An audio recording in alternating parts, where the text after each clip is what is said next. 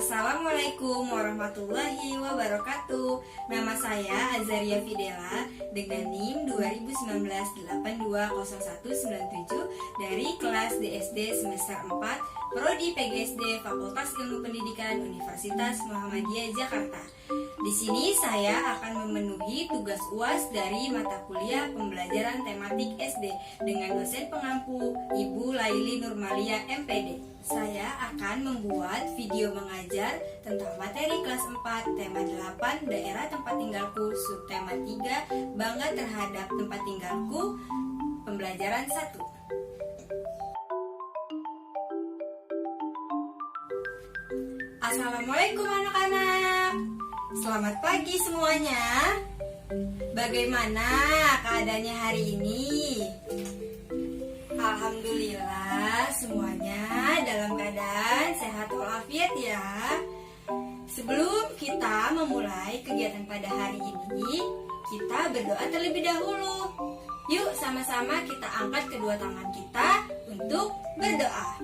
Berdoa dimulai. Bismillahirrahmanirrahim. Rabbi zidni ilma warzuqni fahma. Amin. Hari ini kita akan memasuki tema 8, yaitu daerah tempat tinggalku dengan subtemanya, subtema 3, bangga terhadap daerah tempat tinggalku. Kita mulai pada pembelajaran 1 ya. Yuk kita buka bukunya bersama-sama. Kita buka bukunya halaman 122. Di sini ada cerita tentang Siti dan Lani yang berhubungan dengan gaya dan gerak. Bu Guru akan membacakan ceritanya ya. Siti dan Lani bermain sepeda di taman dekat tempat tinggal rumah mereka. Siti dan Lani bersyukur karena tempat tinggal mereka dekat dengan taman. Mereka bangga dengan lingkungan taman. Taman bersih, terbebas dari sampah. Saat bermain sepeda, Siti memboncengkan Lani. Tiba-tiba ban sepeda Siti bocor. Lani pun turun dari boncengan sepeda. Mereka akan membawa sepeda ke bengkel. Siti menuntun sepeda dan Lani mendorong sepeda dari belakang. Sepeda dapat bergerak maju karena ada dorongan dari Lani dan dituntun oleh Siti.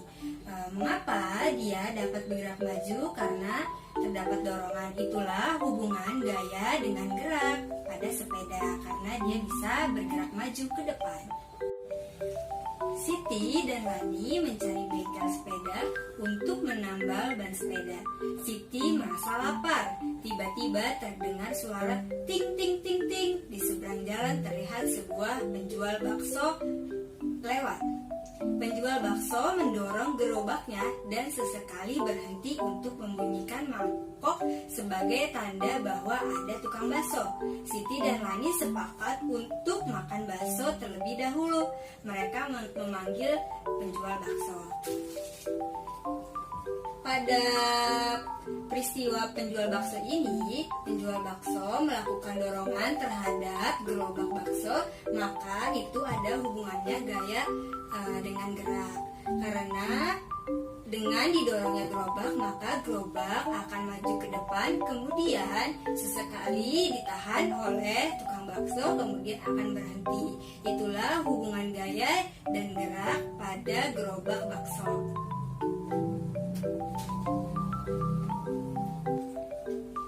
Selesai melayani pesanan bakso Siti dan Lani, tukang bakso melanjutkan perjalanannya.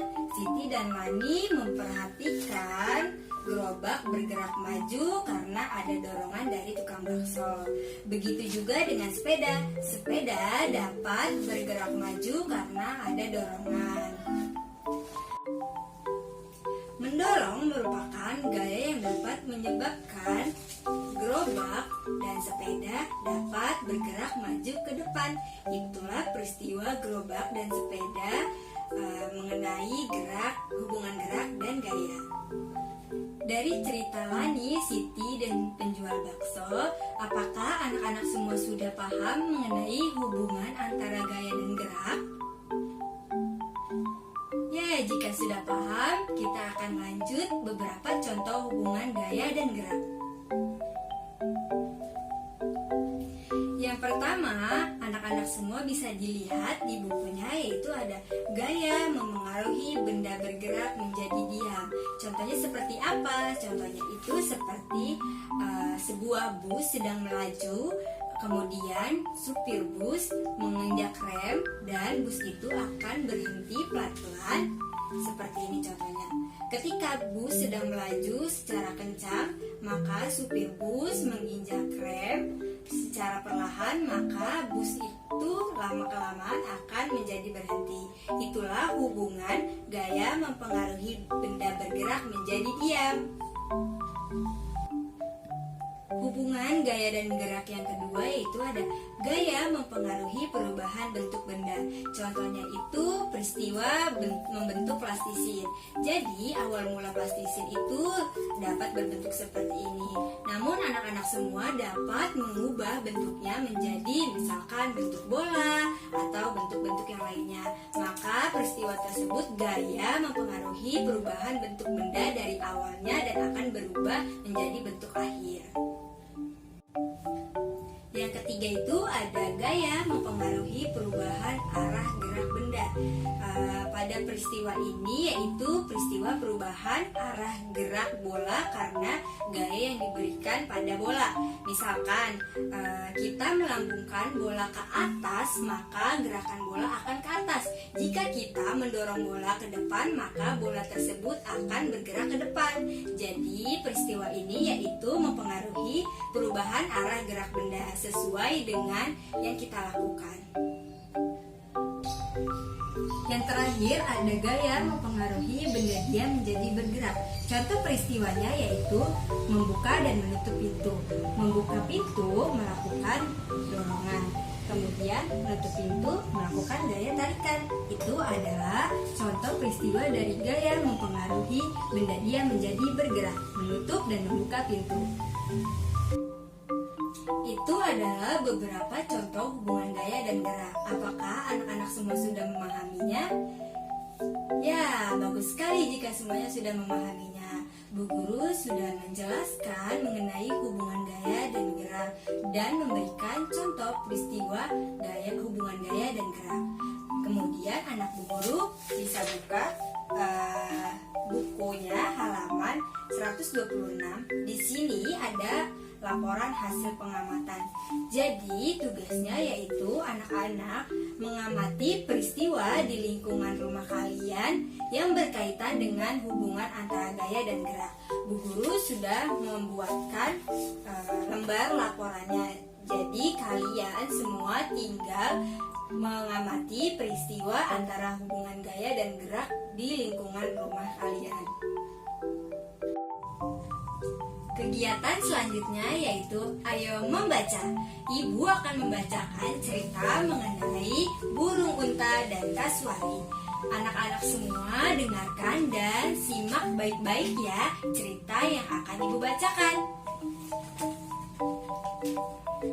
Hari ini cuaca sangat cerah.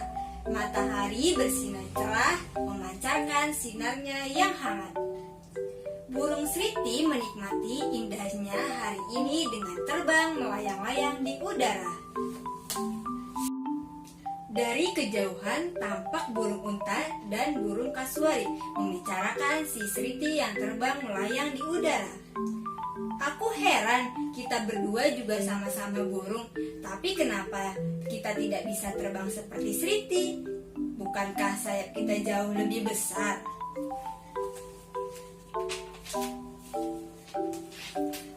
Tiba-tiba si kasuari punya ide. Bagaimana kalau kau coba saja terbang? Burung unta pun setuju. Ia mengepak-ngepakkan sayapnya untuk mencoba terbang. Tetapi tubuhnya mencoba terbang hanya terangkat sedikit, kemudian jatuh lagi. Aku tidak bisa terbang, katanya.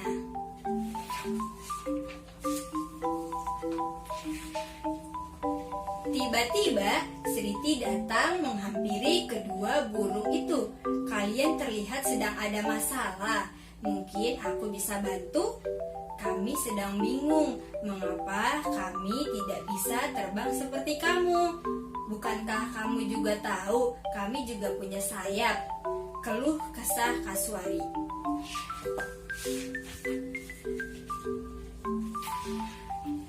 Hai burung kutilang, bisakah kamu membantu kami? Apakah yang bisa aku bantu? Jawab kutilang.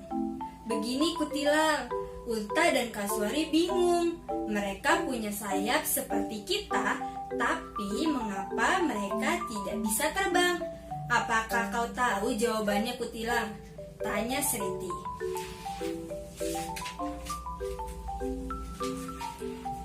Kutilang pun berkata, maafkan aku teman-teman, aku juga tidak tahu jawabannya. Tapi Kasuari dan unta tidak putus asa, mereka bertanya pada binatang lain seperti kancil, tupai, dan tikus.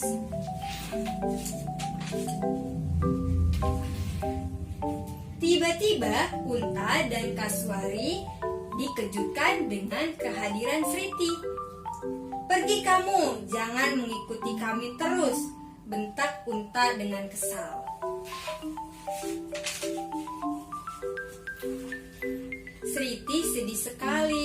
Ia terbang menghampiri kutilang. Aku dimarahi burung unta dan kasuari.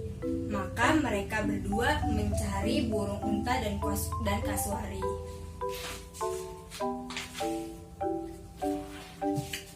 Tapi betapa terkejutnya mereka ketika melihat burung unta dan kasuari sedang dihadang seekor harimau. Seketika itu juga Sriti dan Kutilang berteriak, "Awas kasuari, awas burung unta, nyawa kalian terancam."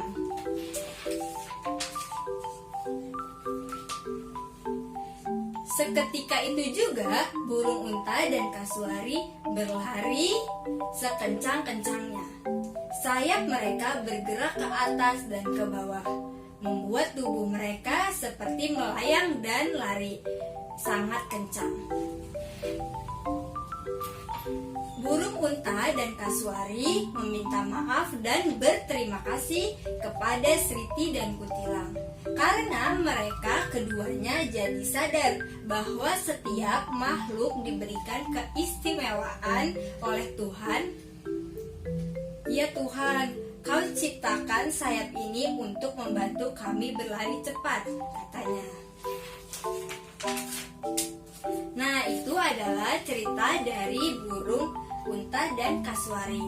Anak-anak semua sudah mendengarkan kan tadi?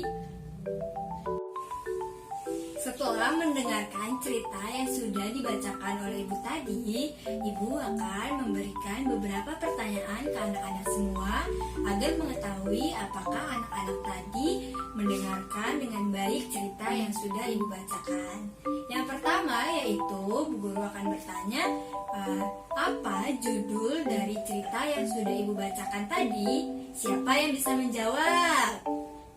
Ya, benar. Cerita yang sudah dibacakan tadi berjudul Burung Unta dan Kasuari.